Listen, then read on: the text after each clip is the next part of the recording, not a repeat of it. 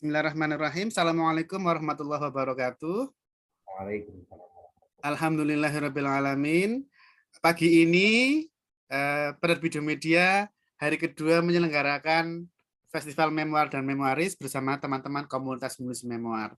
Dan sangat senang sekali, sangat cerah, tidak hujan. Tadi pagi usai subuh bisa jalan-jalan menikmati birunya langit ya, dan segarnya udara.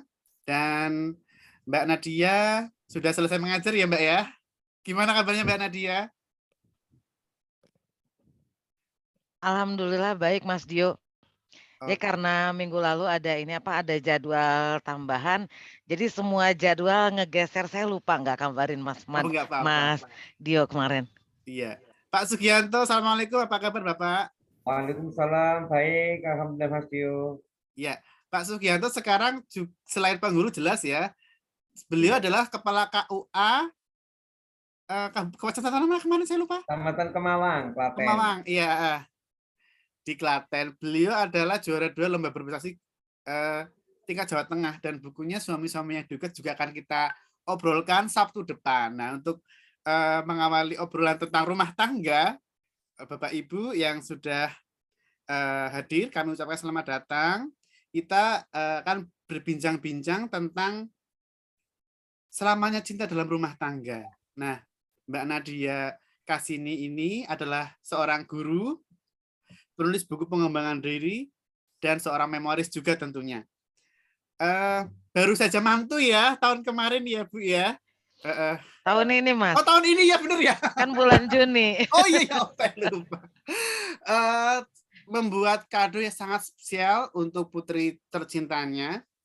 Sebuah buku isinya sangat lengkap. Bagaimana seorang ibu memberikan petuah bijak berumah tangga menghadapi kelak, misal ada problematika rumah tangga dan sebagainya, serta tips-tips ibu-ibu, emak-emak zaman now gimana ya, zaman now itu Mbak Nadia menyusun dengan pernak-perniknya. Saya juga sangat antusias tentang pernak-pernik yang disusun oleh Mbak Nadia.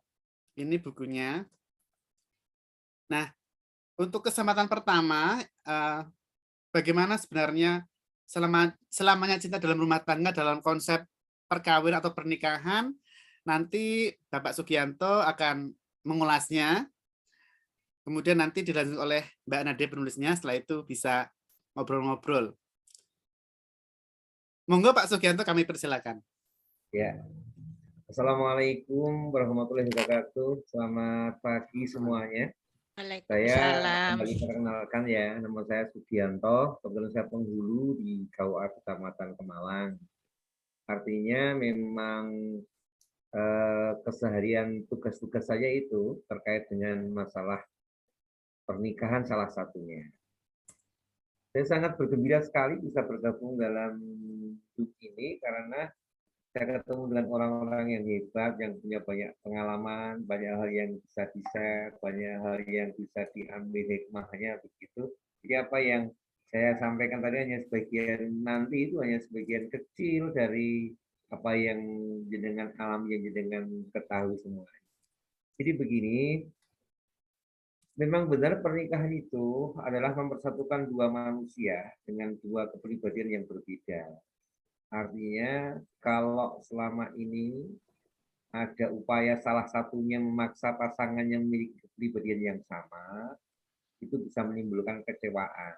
Karena apa yang nampak indah, nampak bagus, nampak excellent pada saat masa sebelum menikah, itu belum tentu akan dia dapatkan ketika terjadi pernikahan itu. Karena memang yang namanya cinta itu tumbuhnya hanya sesaat gitu.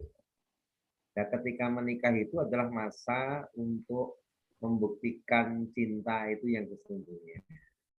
Maka dalam berumah tangga yang jelas karena dua orang ini sudah mengikat sebuah janji dengan akad yang sangat kuat ya. Kalau dalam Islam namanya misaqon walido, janji yang sangat kokoh. Maka janji yang sangat kokoh itu tidak boleh retak apalagi terpisah kecuali oleh hal-hal di luar batas kemampuannya manusia. Maka salah satu tujuannya orang menikah itu adalah keluarga yang kekal, bahagia, sejahtera, di bawah lindungan Allah Tuhan Yang Maha Kuasa. Maka dari itu, ketika sebuah keluarga ini dibangun dengan kesadaran yang sama, nanti semua menyadari bahwa keluarga itu menyatukan persepsi yang berbeda, yang masing-masing tidak bisa memaksakan salah satunya untuk menyerupai atau apalagi persis dengan dirinya. Saya teringat dengan teori yang sederhana, yaitu teori rekening hubungan. Karena menurut John Gottman itu, bahwa menurut penelitian yang panjang, keluarga itu bisa pecah atau hubungan suami istri bisa retak, itu kebanyakan karena kata-kata kasar yang sering menghiasi rumah tangga itu. Itu ancaman yang paling besar. Maka dalam teori rekening hubungan, kalau kita mendapat perlakuan yang baik, yang menyenangkan dari pasangan, itu artinya kita menabung, kita debit gitu kan. Tapi kalau mendapat perlakuan yang tidak menyenangkan dari pasangan, itu artinya menarik tabungan atau menarik rekening. Jadi semakin banyak rekening itu ditarik, semakin banyak rekening itu diambil, dan jarang diberi, jarang didebet, maka rekening itu bisa hangus. Maka kadang kita heran juga ada seorang istri atau suami yang diperlakukan sedemikian rupa oleh pasangannya, tapi dia bertahan. Menurut teori itu berarti masih lebih banyak penyetorannya daripada penarikannya. Meskipun memang tidak bisa hitam dan putih, begitu kan? Tetapi kalau ternyata lebih banyak penarikan, itu dipastikan rekening Tuhan. Itu teori rekening hubungan. Untuk sementara begitu dulu Mas Dio, nanti jadi komunikasi kemudian. Terima kasih. Oke, saya baru tahu teori rekening, Pak. Makasih banyak Pak Penghulu. Menarik sekali. Jangan sebelum menikah dari penghulu itu sering saya saksikan ketika ini ya menghadiri akad nikah. Nah, bagaimana seorang ibu membuat sebuah kado istimewa untuk putrinya? Waktu itu saya masih ingat sekali Mbak Nadia bilang ke saya mau bikin buku untuk putri saya mau nikah. Wah, keren sekali, saya sangat support. Saya langsung waktu itu kurang 2 bulan, 2 bulan ya kan ya? 2 bulan. 2 bulan saya harus menghubungi desainer, layouter yang longgar dan juga sudah tidak hanya longgar tapi punya waktu khusus untuk buku Mbak Nadia kayak gitu. Maksudnya punya istilahnya saya memberikan beberapa naskah, saya minta untuk jeda dulu. Saya minta untuk melayout dan membuat cover khusus untuk Mbak Nadia karena mau dipakai buat souvenir nikahan, ya kan ya. Saya menghubungi Mbak Janurenda, senior desainer dari Tiga Serangkai yang waktu itu baru kita hire kalau nggak salah juga 2 bulan sebelumnya. Ya, jadi Mbak Nadia ini cover pertama sama desain layout yang dibuat untuk khusus untuk Mbak Nadia yang untuk tema ini, tema self development itu. Kemudian perjalanan desain dan sebagainya Mbak Nadia cocok, kemudian Mbak Dian, saya sebagai art director sama untuk bagian teknis pengukuran buku dan sebagainya cocok juga, akhirnya jadi tepat waktu ya, mungkin seminggu sebelum akad ya selesai ya. Sampai ya 7 hari sebelum akad buku-bukunya udah nyampe di Bandung. Ya, alhamdulillah. Nah, itu kalau misalnya belum sampai kan saya berdosa, tidak amanah itu. Nah, mohon bercerita bagaimana seorang ibu memberikan pesan-pesan dan istimewanya adalah dalam bentuk buku untuk putri dan juga menantu serta untuk tamu undangan Juni kemarin. Silakan Mbak Nadia. Siap. Terima kasih Mas Dio. Terima kasih juga Pak Sugianto. Pencerahan banget, saya baru dengar tentang rekening, konsep rekening. Saya juga ya, konsep baru Pak rekening. Sugianto. Dan ya sepertinya memang hal-hal seperti itu sering kita temukan, tapi kita nggak pernah mengindikasikan hal-hal seperti itu dengan istilah rekening, tapi emang benar ya konsepnya. Nah, bismillahirrohmanirrohim, pertama-tama saya ingin mengucapkan terima kasih dulu kepada, penerbit Diomedia yang sudah memberikan kesempatan kepada saya untuk, berbagi cerita di sini. Terima kasih juga karena, buku itu bisa terbit, salah satu kontributor terbesarnya itu bantuan dari, Mas Dio. Udah mau direpotin hampir tiap malam sama saya dihubungi, nanya ini, nanya itu, segala macam. Akhirnya 10 hari saya tulis supaya bisa cepat-cepat naik cetak dan, bisa digunakan sebagai merchandise untuk pernikahan putri saya yang pertama.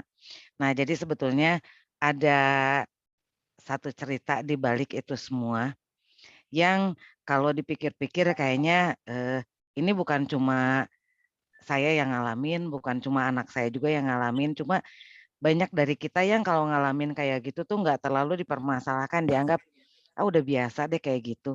Nah, mungkin perbedaan saya dengan yang lain salah satunya adalah, eee, saya kepikiran kalau kita nemuin masalah kayak gitu kira-kira apa yang harus kita lakukan dan, gimana caranya supaya ini bisa jadi momen istimewa di mana kita semua belajar dari satu keadaan yang ada. Nah, yang pertama kenapa judulnya Life After, sampai sejauh ini pada saat kita berbicara tentang pernikahan, itu memang nggak pernah ada habisnya. Banyak hal yang bisa dibicarakan terkait dengan, pernikahan. Tapi setiap orang kan pasti tahu pernikahan itu apa, kemudian tujuannya untuk apa, maknanya juga untuk apa, dan pernikahan itu adalah salah satu fase penting dalam kehidupan setiap manusia. Nah, jadi kalau menurut saya, kalau fase penting dan kita menemukan sesuatu yang beda dari biasanya, itu, sama kita nggak boleh diantepin, tapi kita harus cari solusi yang ini bisa dijadikan sebagai tonggak. Tonggak perubahan yang akan mengubah hidup kita ke depannya. Nah, kemudian, eee, saya izin share screen ya. Kalau Boleh. saya sambil ngomong biasanya paling enak kalau sambil share screen. Tapi entar, Mas Dio bisa minta izin di share screen-nya di ini, diklik multiple. Sebentar. Klik multiple. Ya, Ya. eh, Apakah sudah bisa? iya bisa, terima kasih.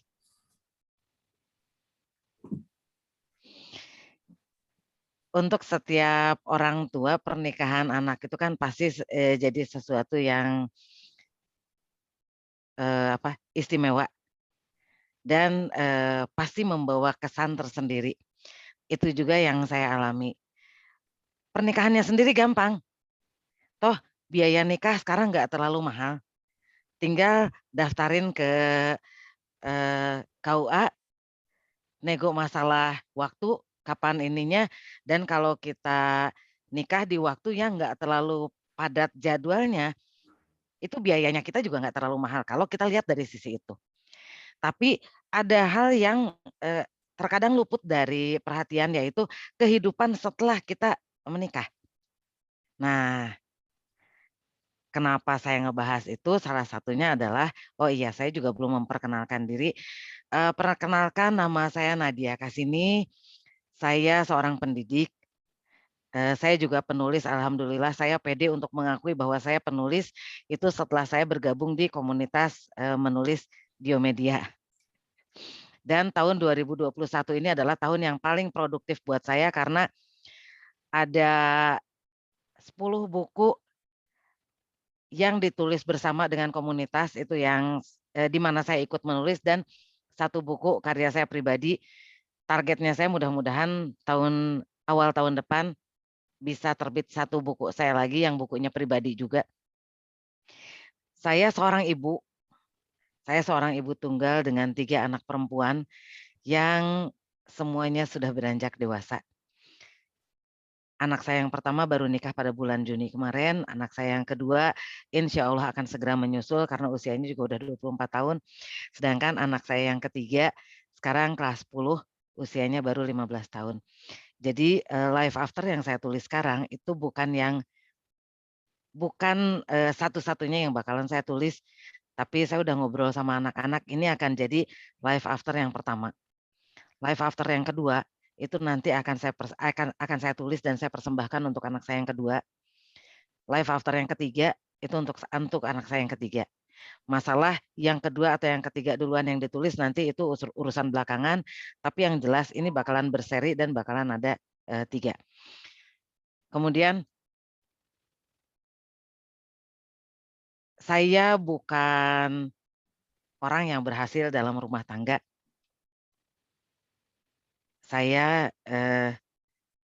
bercerai pada saat anak saya yang paling besar masuk SMK. Jadi kenapa saya ngebahas tentang ini? Karena kegagalan yang saya alami itu bisa dijadikan sebagai pelajaran dan saya nggak mau anak saya ngalamin hal yang sama. Itu yang melatar belakanginya dan itu alasan terbesar saya kenapa saya nulis buku ini. Pada saat persiapan, jadi anak saya tuh sempat beberapa kali diundur karena masalah komunikasi dengan bapaknya, sampai akhirnya anak-anak saya bisa ada komunikasi dengan bapaknya dan bisa minta bapaknya untuk jadi wali. Tapi ternyata masalah nggak berhenti sampai di situ. Ternyata masalah yang dihadapi pada saat mempersiapkan pernikahan itu bukan hanya menghubungi wali dan minta dia untuk jadi wali nikah, tapi ternyata masalah itu muncul dari banyak aspek. Dan saya sangat menyadari karena pada saat seseorang memutuskan untuk berumah tangga, yang bakalan bersatu itu bukan cuma 2 orangnya ini, tapi kita mempersatukan 2 keluarga besar. Saya sendiri keluarga besar, kemudian calon suami anak saya saat itu juga keluarga besar, di mana kita harus menghargai perasaan orang tua, apalagi saya orang tua tunggal, otomatis orang tua saya bakalan bilang, "Ini cucu pertama." Kemudian,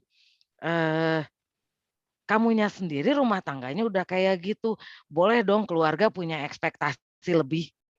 Jangan sampai ngadain acaranya asal-asalan."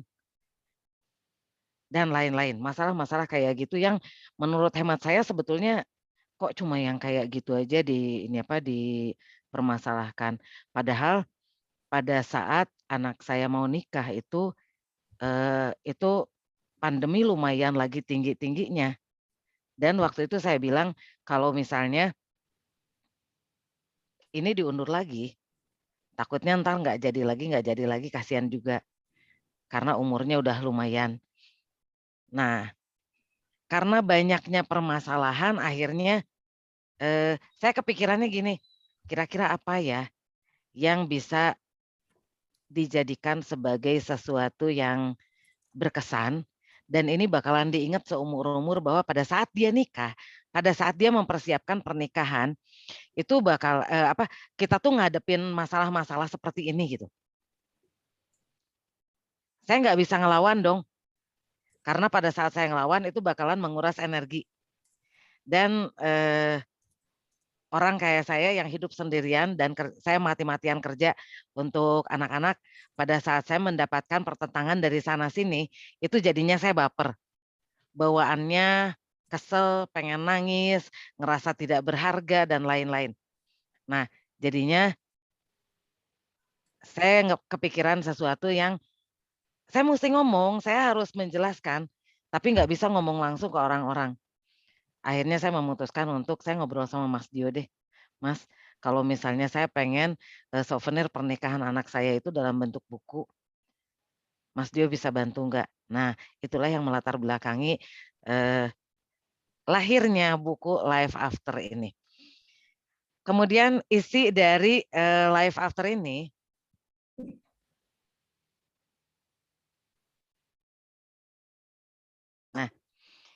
life after anak saya nikah tanggal 2 Juni tahun 2021, baru beberapa bulan sampai sekarang. Dan alhamdulillah segala sesuatunya saya rasakan jauh menjadi lebih baik. Buku ini saya bedakan menjadi 7 bagian.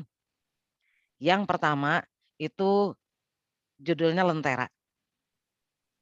Dan di Lentera ini, ntar saya sambil buka.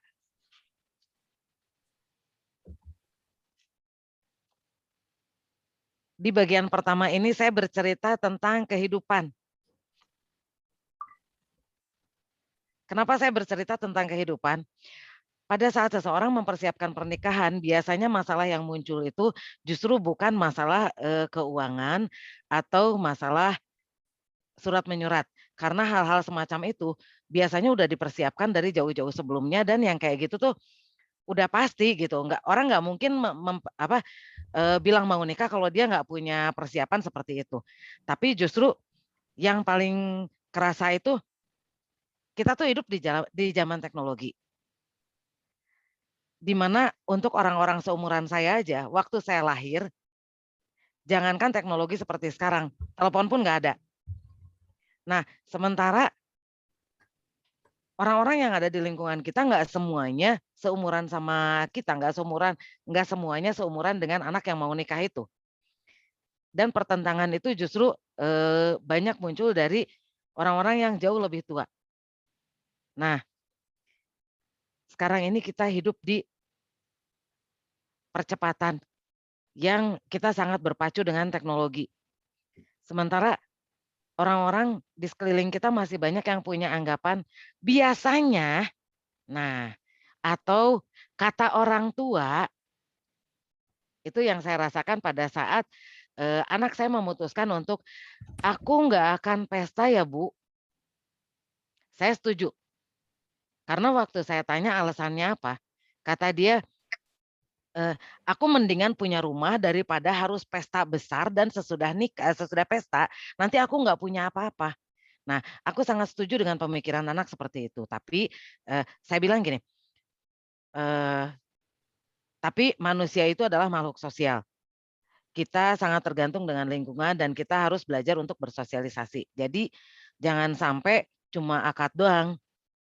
Nah, kalau masalah, eee, wajibnya nikah itu harus ada wali, harus ada saksi, dan harus ada, eee, harus diumumkan, harus diberitahukan kepada masyarakat bahwa kita tuh udah nikah. Nah, sekarang kalau masalah, wali, saksi, udah siap. Kemudian kalau masalah untuk memberitahukan ke orang banyak, itu sebetulnya zaman sekarang dengan adanya kemajuan teknologi, kita bisa memberitahukan melalui sosial media. Itu menurut hemat saya. Tapi untuk keluarga-keluarga terdekat kita, pernikahan itu bisa jadi ajang untuk silaturahmi. Bisa dijadikan sebagai ajang untuk reuni. Nah, itu sebabnya saya bilang, kita tetap ngadain acara tapi nggak usah terlalu besar banget. Akhirnya waktu itu, kami memutuskan untuk ngadain acaranya di 8 Padi di Pati Ukur yang alhamdulillah acaranya berjalan dengan lancar tapi, sederhana. Nah, di situ yang saya lihat sebetulnya pada saat orang-orang bilang, "Masa nggak akan dipestain padahal anak paling besar," segala macam. Ada ego yang berbicara. Toh kita hidup tidak tergantung pada apa kata orang. Nah, pemikiran saya yang seperti itu pun itu mengundang kontroversial. Saya mendapat teguran keras dari saudara yang selama ini, dia nganggep dia tuh dekat banget sama saya. "Coba dong lihat, kamu tuh punya lingkungan, kamu punya kolega." Nah, ngomongnya kayak gitu. Saya bilang, "Kenapa sih kita harus selalu, mikirin apa kata orang? Kenapa kita harus selalu, memperhitungkan takut nanti diomongin orang?" Ya saya bilang, "Peduli amat diomongin orang juga. Orang kita hidup sekarang, ya kasarnya kita nggak bisa makan juga orang nggak akan ngebantuin. Sekarang anak kita punya niat yang baik dan dia sudah merealisasikannya dalam bentuk dia udah ngurus-ngurusin segala macam, ya Boleh dong, anak saya juga punya pendapat. Biarkan mereka berpendapat. Anak-anak muda sekarang itu, pemikirannya memang beda sama zaman kita dulu. Kalau waktu saya nikah mungkin saya bisa dipaksain untuk ikutin kepengen orang tua, pokoknya orang tua kayak gini kayak gini kayak gini. Dengan dalih disebut kalau nggak ngikutin keinginan orang tua berarti, durhaka. Sekarang udah nggak zaman kayak gitu. Anak-anak kita udah punya pemikiran yang lebih bebas, yang lebih merdeka dan, eee, kalau kita telaah apa sih yang jadi perbedaannya.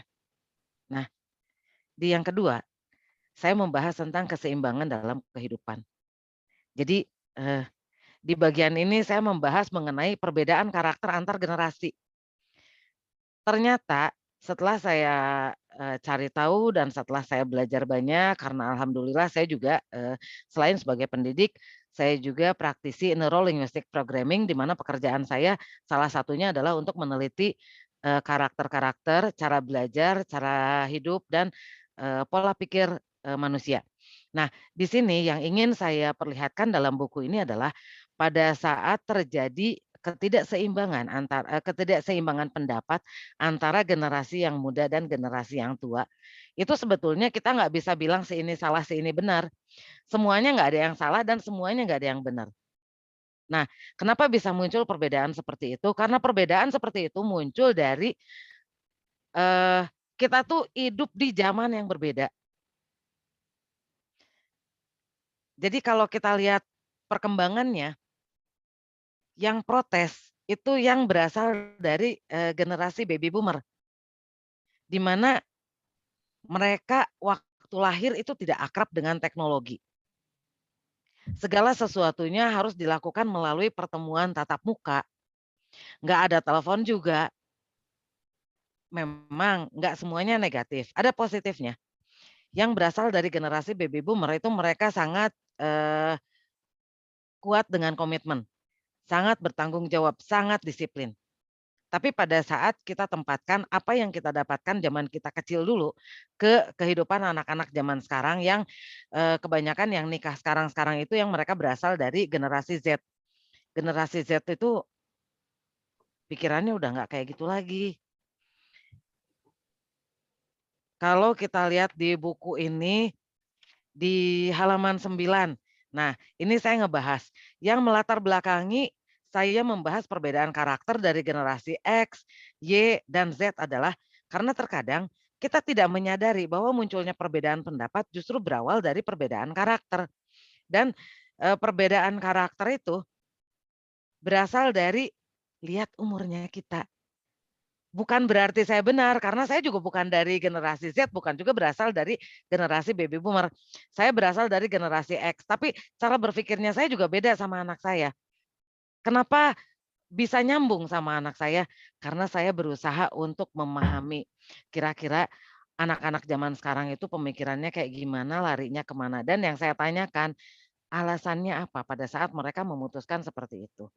Nah, jadi kalau masalah-masalah seperti itu memunculkan, perselisihan yang tajam, ini sebetulnya karena egosentrisnya kita yang bicara. Dan orang tua sama anak nggak perlu gontok-gontokan untuk ini. Semuanya harus bisa saling memahami. Karena memang ada perbedaan karakter yang tidak bisa kita hindari. Kita nggak pernah bisa milih kita pengen lahir di zaman sekarang.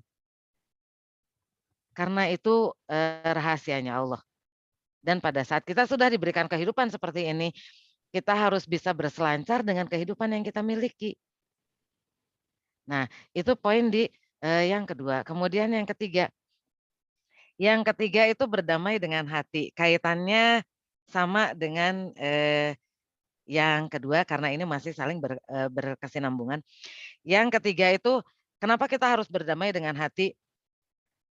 Kita tidak perlu menjadi seperti orang lain. Jadilah diri kita sendiri. Tapi pada saat kita memutuskan sesuatu, kita harus tahu kenapa kita memutuskan itu. Dan itu yang saya terapkan ke anak saya. Pada saat dia yakin bahwa yang dia lakukan itu adalah sesuatu yang benar, harus berani maju. Nggak usah mikirin nanti takut diomongin orang. Perlihatkanlah bahwa ini gue, Orang lain mau kayak gimana peduli amat. Yang penting ini gue dan gue benar. Nah, itu yang mungkin agak sedikit sulit untuk zaman sekarang kita berhadapan dengan orang tua, kita ngomong seperti itu. Dan yang keempat, ini menuju gerbang.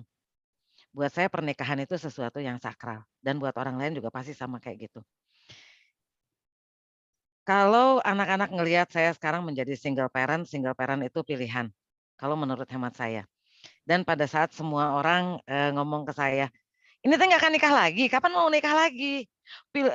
Terlalu banyak pilih-pilih segala macam." Enggak, kalau saya nggak setuju dengan pendapat-pendapat seperti itu, karena menurut saya, hidup adalah pilihan. Kita bisa minta ke Allah, kita bisa berdoa, tapi, jadinya seperti apa dan jalannya seperti apa, kita harus menerima semua konsekuensi atas pilihannya kita. Nah, itu yang saya ingin, perlihatkan ke anak-anak. Jadi, saya punya anak 3 perempuan semua, saya pengen memperlihatkan, saya ibunya, hidup sendiri, nggak punya suami, saya kuat. Dan, alasan saya membuka mata setiap hari itu adalah karena saya punya anak. Entahlah kalau saya nggak punya anak mungkin saya bisa nyangkut di mana aja tiap hari tanpa harus memikirkan hari ini saya kerja apa atau saya harus kemana segala macam. Tapi yang membuat membuat saya tetap ada di track yang benar itu adalah anak. Mereka nggak perlu takut untuk menikah, mereka nggak akan ngalamin apa yang saya alami karena setiap orang punya jalan hidupnya masing-masing. Dan, kalau orang banyak yang bilang bahwa pengalaman adalah guru yang terbaik, kita nggak perlu celaka dulu untuk tahu gimana rasanya sakitnya celaka, tapi kita bisa belajar banyak dari orang lain. Salah satunya kalau masalah pernikahan, anak-anak bisa belajar dari saya. Kenapa saya memutuskan untuk bercerai, kenapa saya sekarang hidupnya seperti ini, dan, satu yang penting, kenapa saya bikin buku untuk souvenir pernikahan anak saya.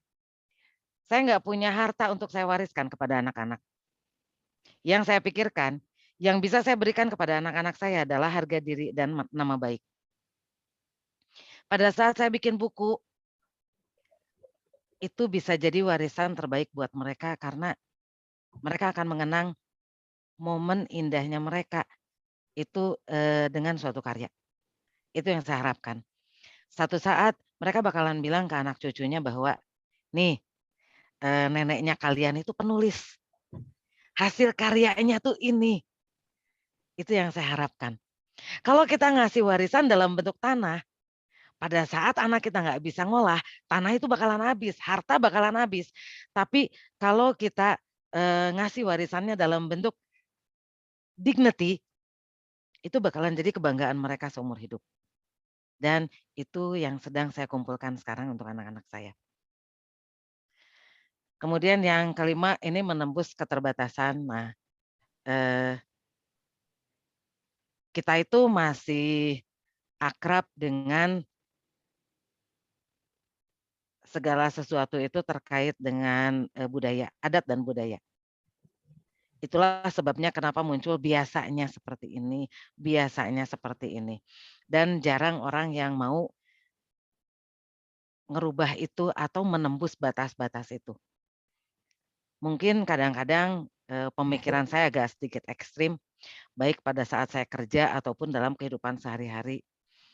Tapi, menurut pendapat saya ekstrim selama kita yakin bahwa yang kita lakukan adalah sesuatu hal yang positif, kita nggak perlu takut untuk menembus batas. Kalau saya nggak berani nembus batas, buku ini nggak akan pernah jadi dan buku ini nggak akan pernah publish. Kemudian yang keenam, nah yang keenam itu saya kasih judul Life After karena, eee, di sini yang dibahasnya adalah kehidupan-kehidupan sesudah pernikahan. Sumber-sumber yang saya jadikan sebagai bahan di tulisan yang ini, itu selain pengalaman pribadi juga, saya ngelihat dari kalau kita lihat dari ininya, dari teori-teorinya kita kira-kira musti gimana sih. Nah, zaman dulu saya udah ngerasain gimana rasanya jadi orang tua tunggal, apa sih kira-kira yang salah. Saya nggak akan menyalahkan keadaan, saya juga nggak akan menyalahkan mantan suami saya, apalagi sekarang beliau sudah meninggal, eee, tapi ada hal-hal yang luput dari perhatian saya selama ini dan saya nggak mau anak-anak saya ngalamin seperti itu. Dan ini saya tulis di halaman 57. Nah, hal-hal sederhana itu yang kelihatannya sepele tapi bisa berdampak besar.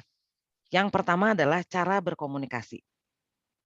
Pada saat kita sudah berumah tangga, kadang-kadang cara berkomunikasi itu dianggap sesuatu yang, lah cuma yang kayak gitu doang. Kita nggak pernah nyadar bahwa itu bisa berdampak besar.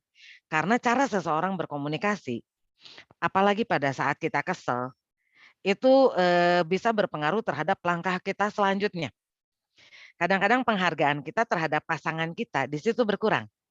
Dan kalau itu dibiarkan, itu akan seperti bom waktu yang satu saat bakalan meledak dan begitu meledak semuanya bakalan keluar dan meluluh lantakan apa yang sudah kita bangun selama ini. Yang kedua, itu menghargai pasangan. Nah, karakter orang kebanyakan pada saat kita udah ngerasa kita udah dekat banget sama orangnya. Jadi, udahlah kalau, zaman saya dulu mungkin bilangnya, "Cincai lah ngomong sama dia mah." Kita nggak pernah mikir bahwa orang itu bakalan kesinggung. Even dia udah jadi suami istri, dia bisa juga kesinggung dan merasa harga dirinya, terlukai. Nah, itu yang ketiga, kemudian yang keempat, oh ada yang kelewat satu, yang kedua, jangan berusaha untuk mengubah pasangan. Pada saat kita memutuskan untuk menikah, kita pasti udah mikir bahwa ini orangnya kayak gini, orangnya kayak gini, orangnya kayak gini. Jangan berusaha untuk mengubah. Seperti pada saat kita,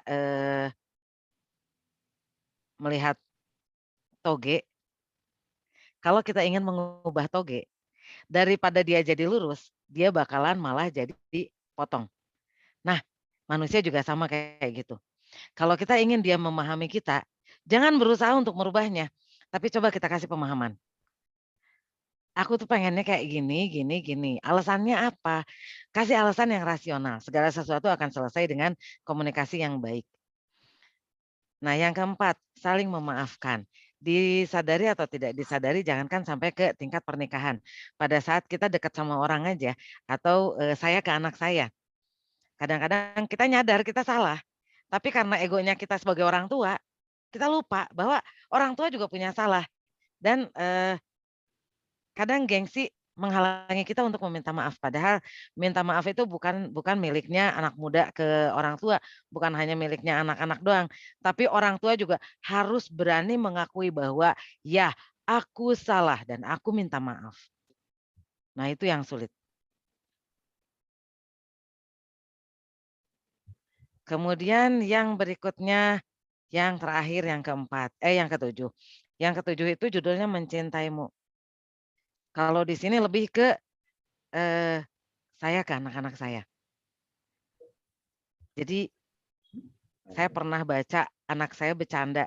Dia posting, bercanda tapi serius. Dia posting di Instagram. Dia posting foto saya berempat. Saya sama 3 anak saya. Caption-nya di bawah tulisannya, "Keluarga itu seperti rumah makan Padang. Sederhana tapi harganya mahal." Itu yang saya rasakan. Saya senang sama saya barengan anak berharga. Saat anak saya nggak sehari aja, walaupun saya tahu dia nggak pulang seharinya tuh kegiatannya untuk apa, tapi saya akan sangat kehilangan. Dan, family is a small world that built with love. Walaupun saya nggak punya suami, tapi saya punya keluarga. Dan keluarga kecilnya saya bentuk berlandaskan cinta. Saya sangat mencintai anak-anak saya yakin anak-anak saya juga mencintai saya. Nah, ini, 7 bagian yang saya tulis buku saya ini dengan harapan mudah-mudahan anak-anak saya tahu apa yang saya lakukan selama ini dan apa yang menjadi alasan kenapa saya bisa bertahan selama ini. Ini bukunya saya dan kalau kita lihat kenapa sih saya ngebahas tentang baby boomer, generasi X, generasi Y, segala macam. Nah, ini perbedaan-perbedaannya. Kalau kita lihat apa sih yang membedakan mereka? keterbatasan, even di langkah itu ada perbedaan keterbatasan antara generasi-generasi yang tua dengan generasi yang muda. Generasi yang muda cara pikirnya itu mereka dinamis. Sementara kita tua, kita statis. Kita hanya melanjutkan apa yang pernah kita buat. Kita ada di tahapan kita tuh nunggu hasil sekarang. Beda sama anak-anak muda. Sementara kita baru bikin 2-3 langkah. Anak-anak muda ini langkahnya udah cepet banget. Udah ribuan langkah yang mereka buat. Hargai mereka sebagai makhluk. Hargai mereka sebagai sesuatu yang istimewa. Karena setiap anak yang lahir mempunyai keistimewaannya sendiri-sendiri. Dan kita nggak bisa ego mentang-mentang kita jadi orang tua. Kita harus bisa menyadari bahwa dunia berubah. Kita semakin tua. Nah, ini tanggal 2 Juni kemarin, ini anak saya, ini yang sekarang jadi menantu saya. Ini buku yang saya buat sebagai souvenir dalam pernikahan anak saya. Waktu itu saya bikin kejutan, saya nggak bilang ke anak saya, karena dia bingung cari souvenir, sampai akhirnya dia bilang, "Bu, udah aja deh beli ini, beli dari Tokopedia, supaya cepet, supaya murah." Saya diem, nggak berani bilang. Sampai akhirnya 7 hari menjelang pernikahan, buku itu datang, dia bingung, "Kok dari Diomedia," biasanya yang saya dapat kiriman buku dari Diomedia itu paling 2 atau 3 buku, ini dapatnya 1 dus gede. Dia bingung lihatnya. "Kok Diomedia, kirim bukunya banyak banget?" Saya diem, "Kita bongkar yuk," saya bilang. Begitu dibuka dia ngelihat buku ini, saya bilang, "Ini souvenir untuk nikahannya kamu. Semua semua yang pikiran Ibu tulis di sini, mudah-mudahan bisa bermanfaat, bukan cuma buat Ibu sebagai media curhat." Buku saya jadikan sebagai media curhat, tapi juga buat kamu, supaya kamu ingat bahwa pada saat kamu mempersiapkan pernikahan, kita tuh ngalamin kejadian yang banyak sekali kayak gini, dan ini bisa mendewasakan kita semua, bukan hanya mendewasakan Abil sama Erlan, tapi juga mendewasakan saya, dan saya bisa menjadikan buku ini sebagai media komunikasi dari keluarga besar. Di situ anak saya nangis, alhamdulillah dia bahagia banget, karena asalnya dia mikirnya ibunya nggak peduli sama apa yang dia hadapi. Saya bilang setiap orang punya cara yang berbeda dalam menyikapi suatu masalah. Saya nggak bisa arogan, saya nggak tega sama anak saya kalau saya harus arogan. Dah, akhirnya jadilah buku itu. Mungkin intinya yang ingin saya share di sini adalah, segala sesuatu itu bisa kita ambil sisi positifnya dan kita bisa menjadikannya sebagai langkah besar untuk kita melanjutkan hidup ke depannya. Gitu kali Mas Dio ya, mudah-mudahan bermanfaat. Amin, luar biasa sekali Mbak Nadia. Ini Pak Sugianto mungkin sebentar. Bapak Ibu teman-teman memoris semua, ini pemaparan yang sangat keren sekali, memiliki jiwa psikolinguistik yang tinggi karena Mbak Nadia menekuni neurolinguistic program. Kalau saya psikolinguistik nggak dapat di kuliahan adanya language acquisition. Jadi saya mengembangkan pemeran bahasa di tumbuh kembang anak. Itu jadi buku juga jadi buku juga itu. Jadi NLP ini sangat luar biasa ya, menghipnotis kita. Jadi cara prestasi Mbak Adi luar biasa. Gaya penulisannya juga berpengaruh. Ya, ya kan seru sekali. Life after ini tadi ada 7 poin dan mungkin Bapak Ibu teman-teman semua penasaran. Sebenarnya ada hal-hal yang seru yang Mbak Nadia susun yang tidak dipresentasikan, yaitu banyak ya. Ada tabel-tabel, kemudian nyusun menu-menu dan sebagainya, itu membuat buku ini sangat lengkap. Nah, saya persilakan teman-teman yang sudah menyimak, teman-teman Memoles yang menyimak untuk memberikan tanya jawab atau tanggapan atau apapun terhadap buku ini. Silahkan, siapa dulu monggo. Mbak Eni mungkin atau Mbak Nova, Pak Mimbar. Boleh saya dulu ya. Boleh, boleh. Aduh, Mbak Nadia, keren banget. Kalau nggak pandemi, saya punya rumah di Bandung, tapi sejak pandemi suami di Jakarta. Jadi wah sek-sekan pokoknya rumah kecil. Jadi yang dulu biasanya dia banyak di Bandung. Mbak Nadia di Bandung di mana, Mbak? Saya di Mbak Buah Nadia ya, Batu. betul. Iya. Lah kok deket loh, Mbak? Saya di situ Kayu Agung, Buah Batu. Oh, Jangan-jangan kenal ya? Ya cuma ini nggak tahu jadi rumah hantu, nggak ada yang nempatin. Jadi menarik sekali ya Mbak ya. Jadi aduh saya terpesona ini tadi dengerin apa ya kekuatannya, cara mendidiknya. Nggak terpikir aku souvenir buku. Saya memang ada yang teman menikah melamarnya dengan buku. Ada teman penulis yang Daniel Mahindra, rumahnya ya deket-deket Buah Batu situ ya, teman blogger. Tapi ini benar-benar bagaimana sih perjuangannya mendidik putri 3. Saya tuh betul-betul nggak kebayang. Saya anakku perempuan 1 aja dulu tak tongkrongin loh Mbak. Jadi kalau hari Sabtu ini saya di sekolah yang SMA, Sabtu berikutnya ke SMP. Nongkrongin ke kantin saking takutnya kalau terjadi sesuatu. Ini betul-betul dalam single parent ya. Tapi gimana ya, saya benar-benar NLP itu memang menarik ya belakangan ini ya, tapi saya juga belum terlalu mengerti nih. Ini pasti bukunya menarik nih, jadi nanti pesan Mas Dio sih pasti ya. Ada kan Mas Dio ya, pengen tahu. Selamat Mbak Manadia, hal yang memang saya paham betapa sulitnya karena menikah itu memang perjuangan sepanjang hidup.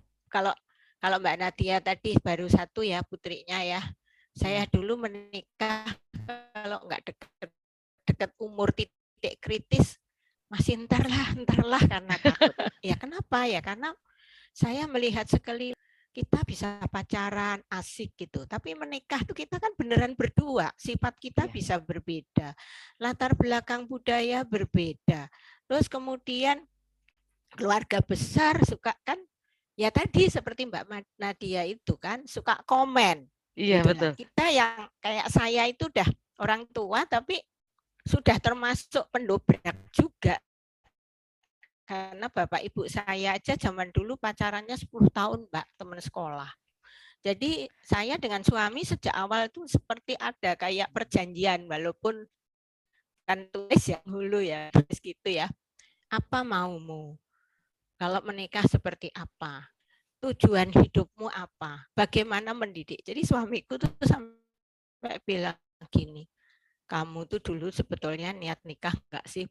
Banyak bikin matriks dan itu ternyata dilakukan oleh anak perempuan saya, Mbak. Mungkin karena juga kita melihat sulitnya. Jadi kalau orang lain kan lihat ya, pacaran memang seneng ya, kita bisa ngobrol. Tapi begitu menikah, itu adalah benar-benar awal. Terus kita sekamar dengan orang, lah namanya sama adik aja kadang berantem loh. Lah ini yang benar-benar bisa menuliskannya dalam satu buku. Aduh, saya nggak kebayang Mbak, sukses banget ya. Benar-benar saya terperangah ini tadi. Ya, Mas Matio, saya kembalikan. Oke, sekarang ke Pak Mimbar dulu. Iya boleh. Tanyanya sama Pak Penghulu, Pak. Oke, silahkan. Pak Penghulu ahlinya ini. Ya, ini memang agak lama ganjel, Pak. Jadi bagaimana pendapat Bapak sebagai penghulu harus mengawinkan seorang lelaki dengan 2 perempuan sekaligus? Kan ada Pak ya di beritanya. Nah, itu bingung saya mau nanya sama siapa, kebetulan kok ada Pak rekening di sini. Jadi mohon pencerahannya itu. Oh ya. Monggo Pak. Terima kasih Pak Mimbar ya. Pertama, asas undang-undang perkawinan kita itu asas monogami, ya. Asas monogami dan tidak mungkin bisa kalau seorang laki-laki menikahi sekaligus 2 orang perempuan dalam satu waktu. Karena asal Tuhan itu pertama, seorang laki-laki hanya menikahi dengan seorang perempuan, tetapi tidak ditutup pintu kalau dia mau menikah lagi. Cuman syaratnya harus memenuhi regulasi. Jadi nanti setelah seorang suami punya istri, kalau dia ingin nikah lagi, itu satu harus ada izin dari istrinya itu. Tapi izin dari istrinya itu tidak cukup ditulis, tidak cukup lisan, tapi disidangkan di depan pengadilan. Kan, Pak? Kalau non jadi pengadilan, kalau pengadilan agama. Nah, kalau nanti dari hasil persidangan itu hakim memandang bahwa laki-laki tersebut cakap punya istri lebih dari satu, baru diizinkan Pak, baru dikeluarkan dispensasi dia bisa menikah lagi. Nah, baru punya istri yang kedua. Demikian berikutnya. Tapi tidak pasti tidak bisa Pak kalau menikah langsung dua orang itu.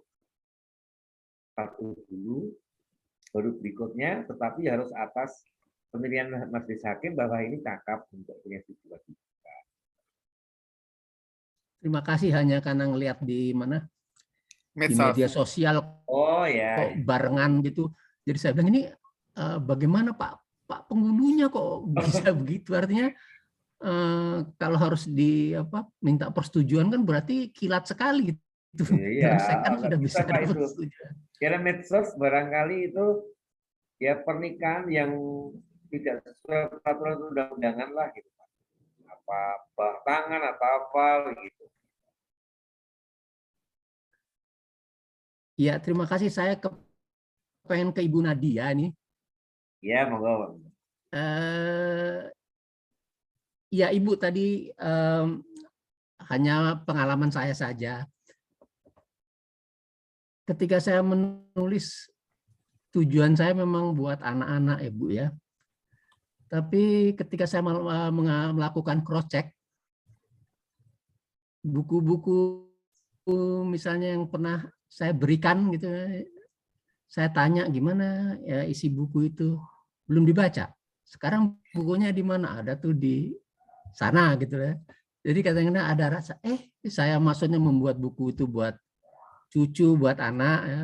Ternyata kadang-kadang itu tadi mungkin karena beda generasi, menurut kita memberikan buku itu adalah seperti orang memberikan, kalau saya perumpamakan itu Tugu Jogja. Tugu Jogja itu dibuat dengan mahal, dengan apa, tapi sebenarnya kan gunanya nggak ada, hanya sebagai tanda bahwa ada monumen di situ. Nah itu saja Bu. Dan kedua adalah betul seperti kata Ibu, bahwa ketika saya ayah dari dua anak, ketika mereka menikah itu kalau anak-anak saya betul-betul kayak bapaknya hanya untuk tim stempel aja, ya dan iya. Jadi mereka lakukan sendiri semua, mulai cari tempat, mulai cari apa itu, sampai kadang-kadang ini anak gimana, tapi ya terpaksa ya kita hargai juga ya. Jadi mulai cari tempat, cari apa, pokoknya tinggal papa datang ukur baju, papa datang ini, papa begini, papa begini. Jadi Ibu baca cerita Ibu di sini memang saya mendapat tambahan lagi bahwa memang anak-anak itu ya sudah beda gelombang ya. Jadi bagus sekali, kita harus mulai merasa bahwa kita memang jadi orang tua ya sampai membesarkan kalau mereka punya pendapat lain karena mereka punya karakter yang berbeda. Itu saja Bu, terima kasih. Ya silakan. Makasih Pak Mimba, monggo Bu Nadia. Terima kasih Pak.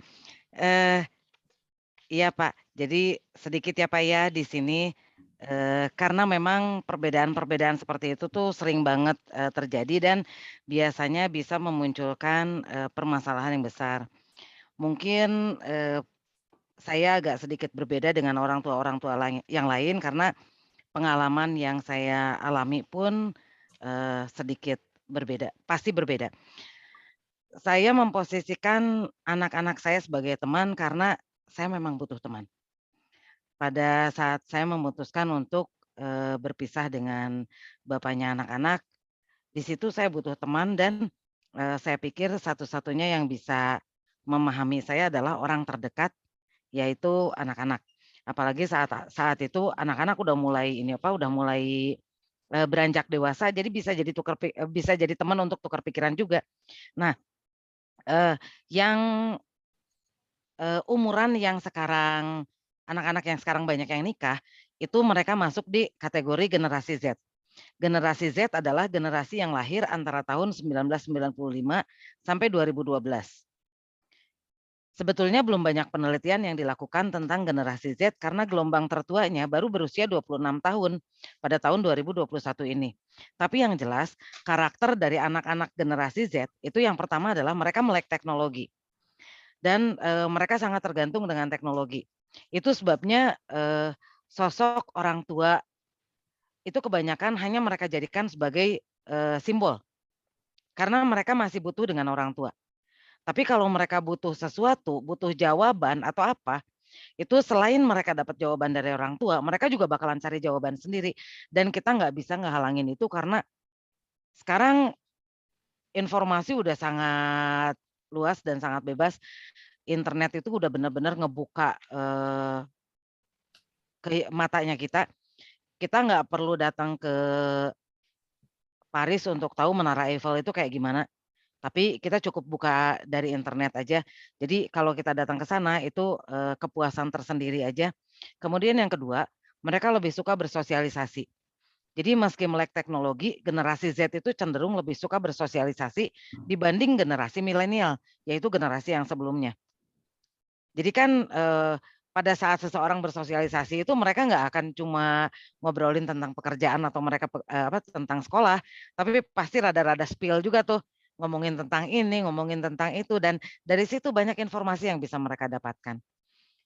Kemudian yang ketiga, mereka berpandangan lebih global. Terbuka luasnya akses informasi membuat generasi Z lebih cepat belajar dan lebih cerdas dibanding generasi-generasi sebelumnya. Kemudian yang keempat, mereka itu cenderung lebih menyukai tantangan. Nah, mungkin kalau kita kadang-kadang pada saat menghadapi anak-anak yang seumuran gini tuh kita suka serasa mati gaya. Udah ngomong kayak gini, ngomong kayak gitu masih nggak didengar juga. Nah, itu salah satunya karena memang karakternya mereka tuh kayak gitu. Kalau sama kita disuruh dia ngerjain A, dia bakalan ngerjain negatif A. Karena mereka suka dengan tantangan.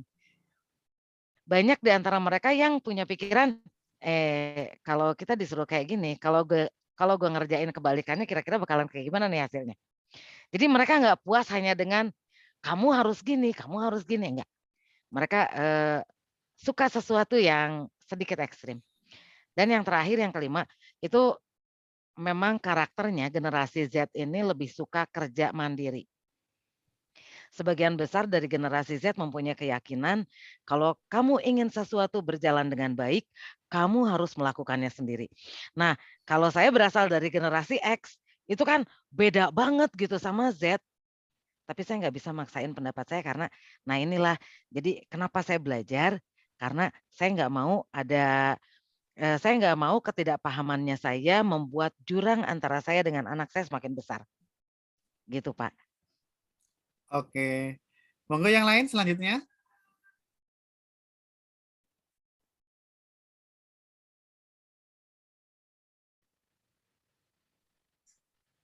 Ada Mbak Erlan Abil, ini kayaknya putrinya ya, atau mana tuh? Iya. Ini yang Tadi pagi iya. saya bilang, Oh ayo iya. Bil, ikutan Bil. Oke, Mbak Abil mungkin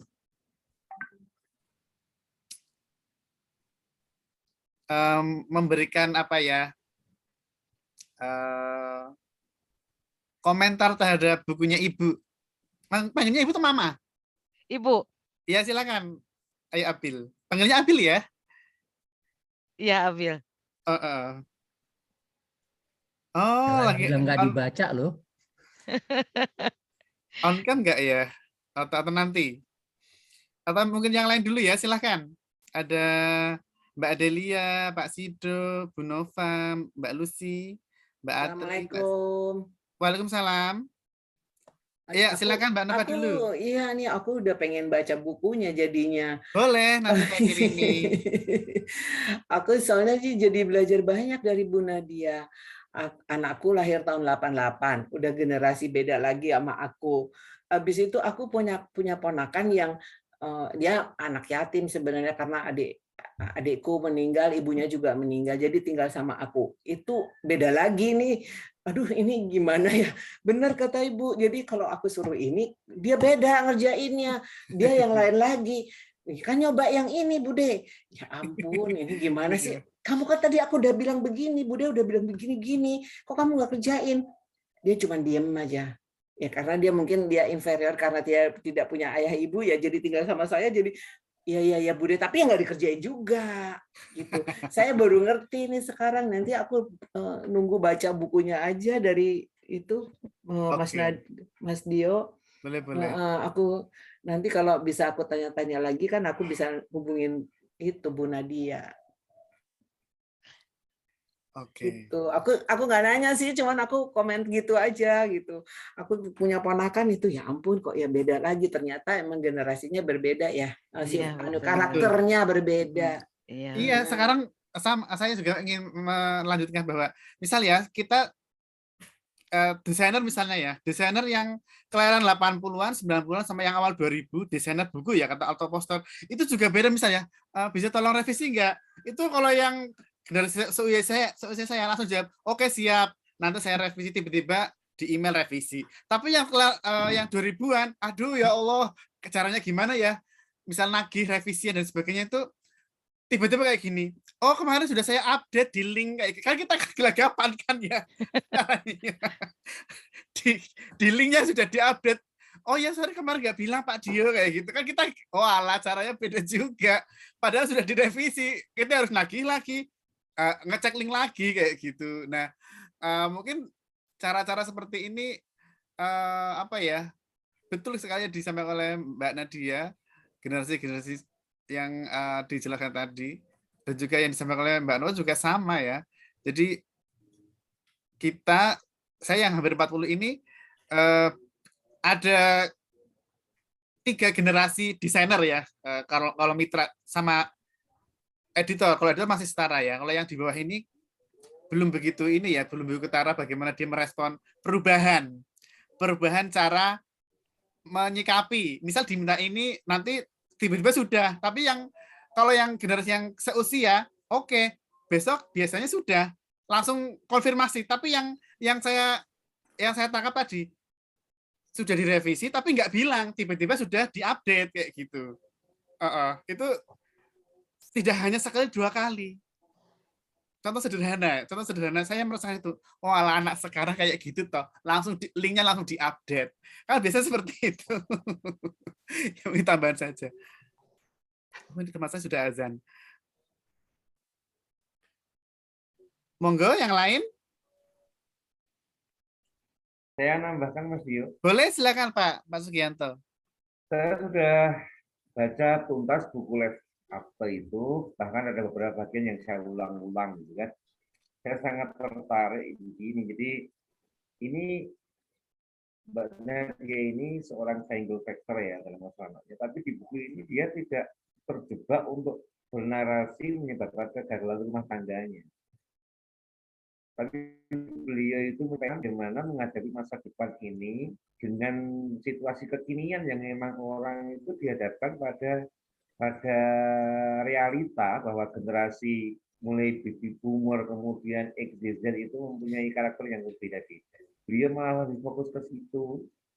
Kalau membaca mungkin kemudian berpikir mengapa ini orang dia gagal mempertahankan rumah tangganya, berpikir tentang bagaimana kehidupan berkeluarga. Tapi di dalam Les After ini memang saya tertariknya dia nggak terjebak untuk bercerita itu, tapi dan juga tidak menyalahkan pasangannya dalam hal ini. Tapi beliau sampaikan ini sudah terjadi dan semua perkara-perkara itu penyebabnya tidak harus sesuatu yang masalah yang besar. Masalah yang sepele pun itu ternyata bisa menjadi problem. Dan ini titik poin yang sangat penting bagi semuanya gitu kan. Dan saya terima kasih banyak asupan dari buku ini, begitu Mbak Nadia. Terima kasih, Pak. Ya. Yang lain mungkin? Iya. Oke, sebelum kita tutup, kita akan closing statement dari Mbak Nadia ini selaku penulis Life After, Selamanya Cinta Dalam Rumah Tangga, dan nanti penutupnya dari Bapak Penghulu, mendoakan rumah tangga bersama atau apa, monggo biasanya. Ya, silakan Mbak Nadia.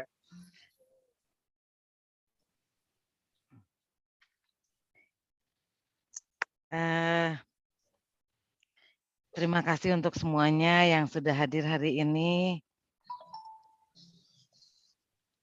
Mudah-mudahan harapan terbesarnya saya agar buku ini bisa bermanfaat untuk orang banyak itu bisa tercapai, dan